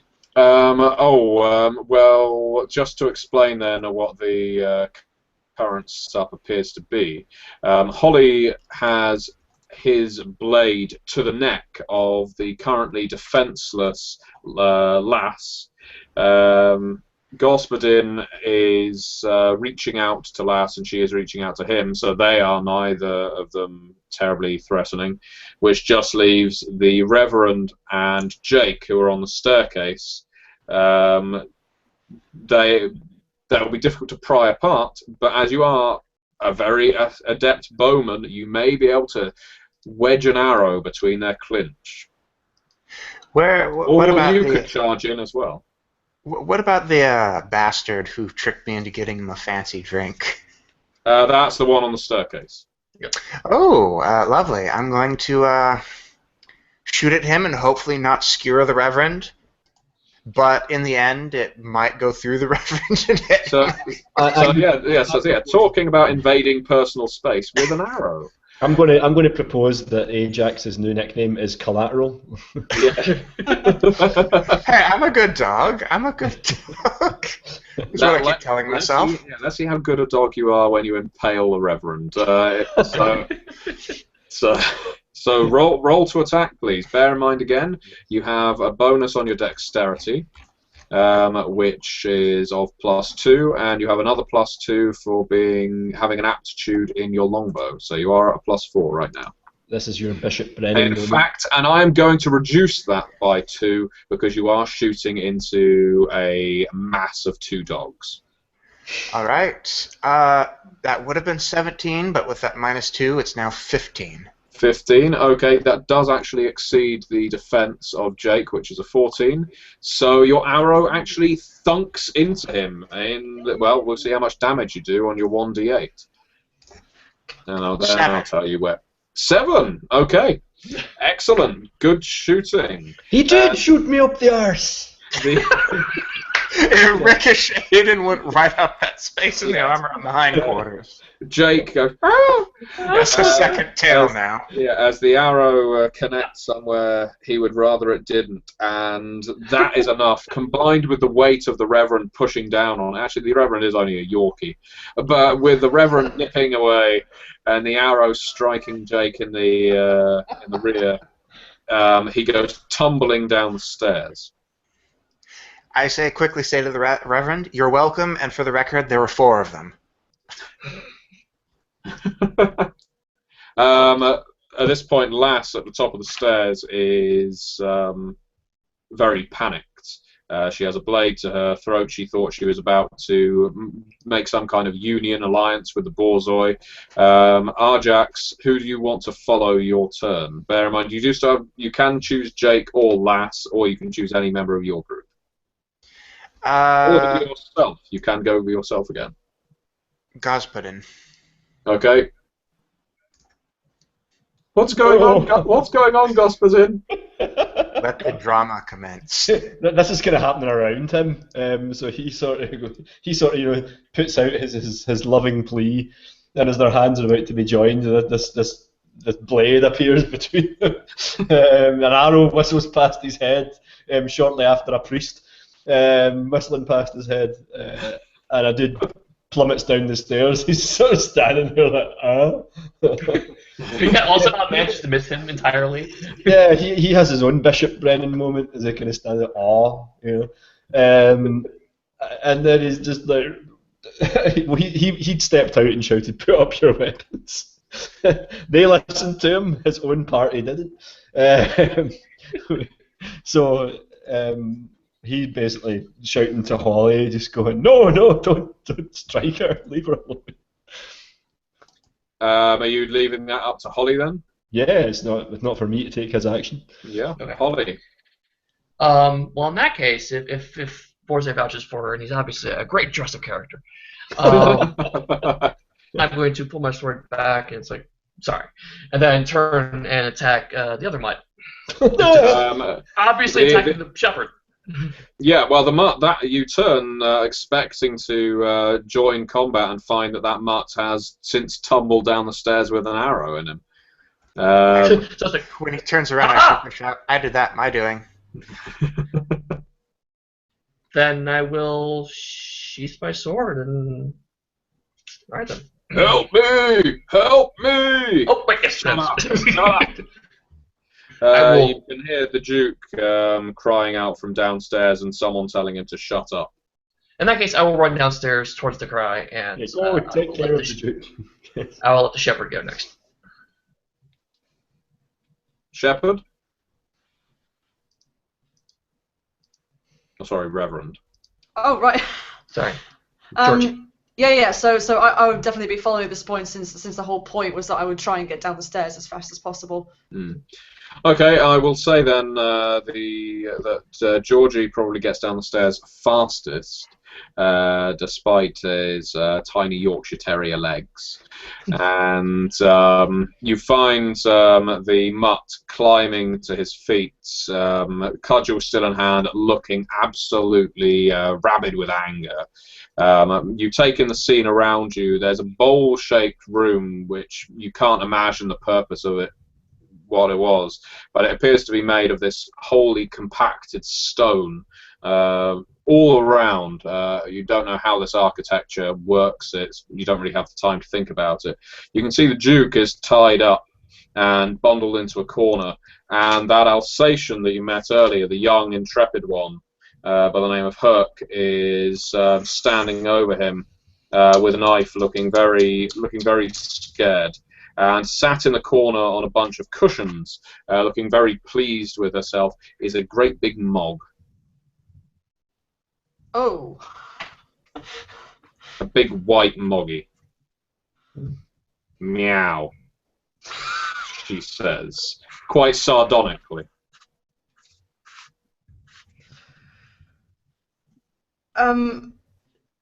Well, this was unexpected. What's your part in all of this then? I'm going to give you one chance to leave. One chance. And if you don't, I'll make your little Alsatian there kill this noble stuffed toy dog.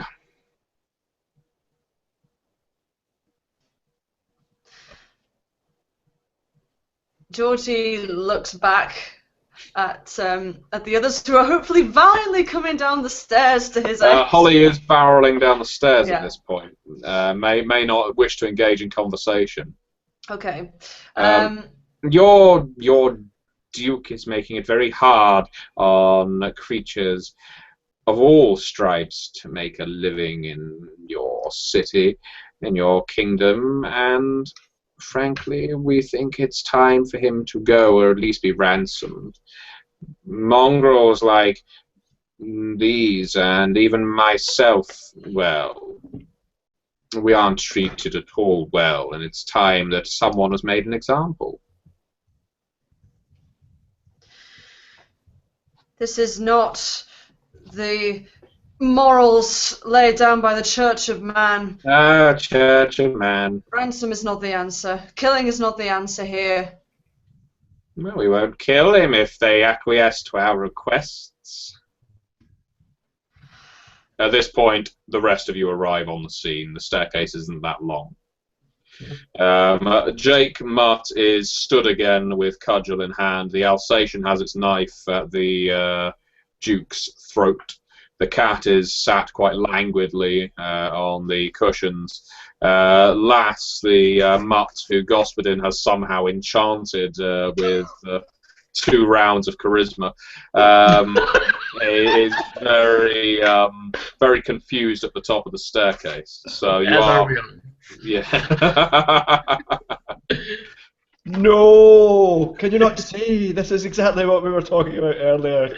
This will only bring more bloodshed, more persecution to the mongrels, not less. Okay. I'm gonna This turn cat is towards the young unmoved. Alsatian, and now I'm going to invoke my puppy eyes, and say to this Alsatian, "You wanted to be a brave hunter, killing a noble like this, all tied up in cold blood. The Church of Man does not deem that a worthy act." Oh, oh. What would I make you roll? Do the right thing, young one. Do That's the you. right thing. That's you she's talking to, Matthew. Yeah, no. Well, I'm not yet. No. Not yet. Not really enough. You can go for persuade, Certainly. and of course apply your charisma bonus as well. Come on, come on. I'll give you another +2 on that because you've been playing your reverend well, and keep evoking the code of man, your piety. So you are on a +6, I think. Yeah, okay. Well, you said you had puppy dog eyes too. And your puppy dog eyes, you can roll your d20 again. Oh, fantastic. That's better. 25. Slight twitch, but then back on the gaze. The Alsatian drops its knife, drops its nose, gets on all fours, and whimpers heartily. The cat rolls its eyes. It rolls them straight into Bloody. Gaspuddin. Why? Then he transforms in one of those cat clocks that always have the rolling eyes. I'm going to add this cat to my harem here. Come on. Blasted dogs. So unreliable. The Alsatian is completely won over, but Hook is completely won over by the Reverend's entreaties. All he wanted was adventure, and when these mutts invited him to participate in one, well, he didn't see his night ending like this. Well, I'm going to make another appeal to the cat. Think when you kidnapped him, but what if another mongrel like myself were to return him now? Think of the political weight that could add to our cause. That it was not some highfalutin noble guard, but a mongrel like myself that was sent to retrieve him and did so successfully, even in this haunted, horrific place. Says remembering the chilling hands of the skeletons. Do it or don't. Your Duke isn't going to suddenly announce that mongrels are a welcome breed. He'll just make a bigger noise about how the mongrels are not to be trusted. You've ruined everything. Really, the only option now is to kill the pompous windbag. There is another alternative. I can't let you do that. Oh, the Bounty Springer Spaniel has something to say. Yes, because all of your plan, I use the term loosely, it revolves around the fact that this Duke is outspoken against the mongrels. What if another person of the nobility were to speak out in defense of them and negate his influence? I'll let you use persuade using my good breeding trick. Mm-hmm. Okay.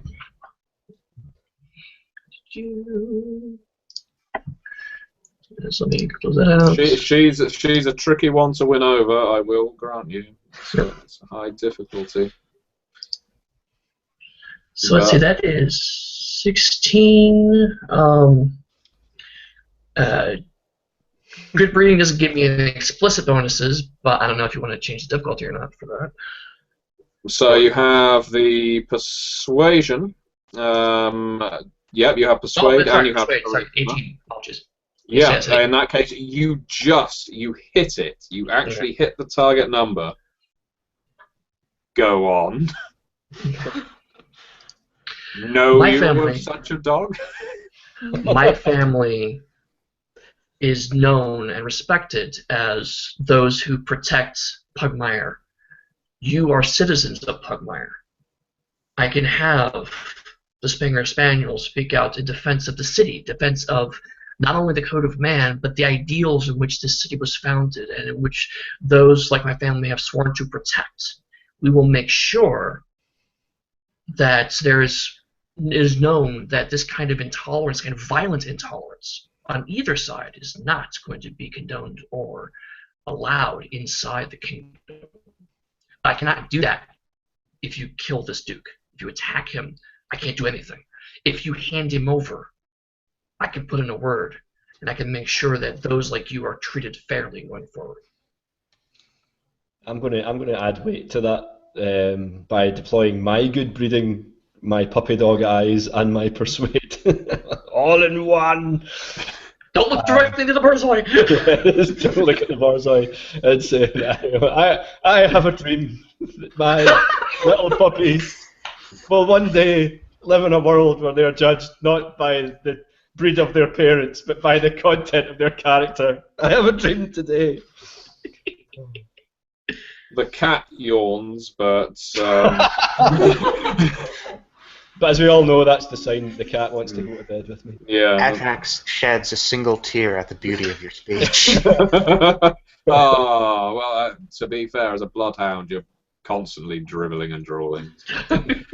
So this single tear, the fact that it stands out, the fact that that one stands out, well, that is enough to make even a stony cat's heart break a little. Oh.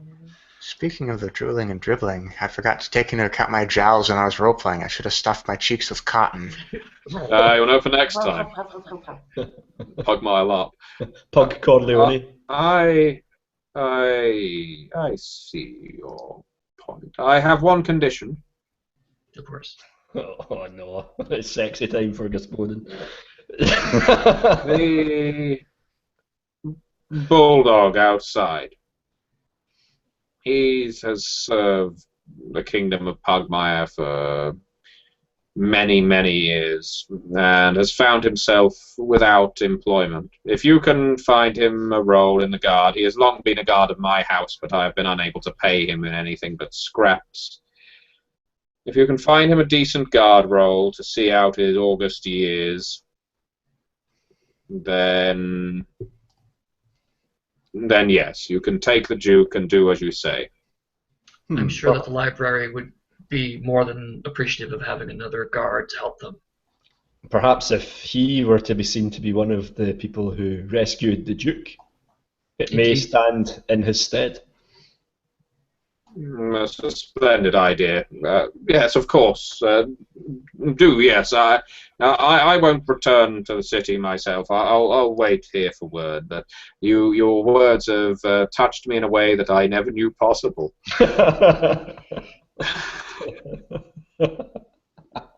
Now, please go, because it is not becoming for a cat to show emotion in front of a dog.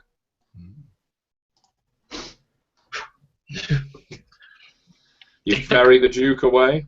Yes. Yeah, I run over and start crying him. Oh, is there some token you can give us so that your loyal guard knows that this order comes from you? Oh, it's rather savage, really, but he responds well to it. She gives you a bag. These are treats I give him of a kind when he's a good dog.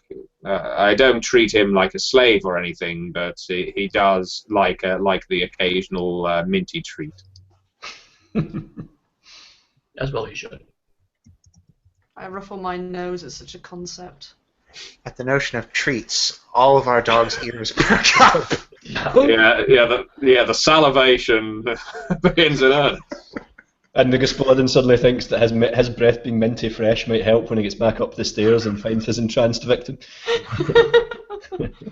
And we shall draw our tale to a close as you make your return to the city, with the Duke in tow, making sure he's gagged all the way there, because no one can stand the oath. But you reach back to the city with the bulldog, and, well, what happens after that will, of course, have to be another tale. But I thank you very much, all of you, for playing this mini-adventure and for putting up with technological difficulties. I hope no one's still tuned into part 1, hoping that's going to recommence. But both of these are going to be on the YouTube channel. We've actually given, I think, a fairly... it may seem like an incredibly simple demonstration of the system. It's actually pretty comprehensive. The system is simple, and this... most of the lore I've been using, I've created for the game because it doesn't go against any of the setting material, and indeed it seems to complement it for this game. And I found this adventure particularly easy to write, and you guys particularly easy to run for, which is always a pleasure. But yeah, that was a great fun game to actually run, and I'm glad to have done so. So thank you very much, all 4 of you, for the opportunity.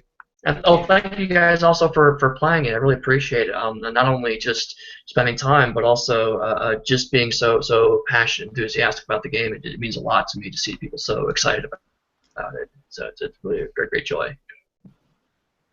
One of the things John was saying before we started was how suitable this would be for I suppose any member of the family, especially children. The pre-generated characters that are in the book already have nice, simple backgrounds you can understand. They're already statted, they're already built, already ready to go. They're colourful, they're bright, and they're not ones we're using. We had the option, and I decided to write them just to see how quickly that would be, and it was in fact incredibly quick. So I really can't recommend this enough. To say that I am, in my regular life, not a pet person is probably an understatement, because I've never really had one.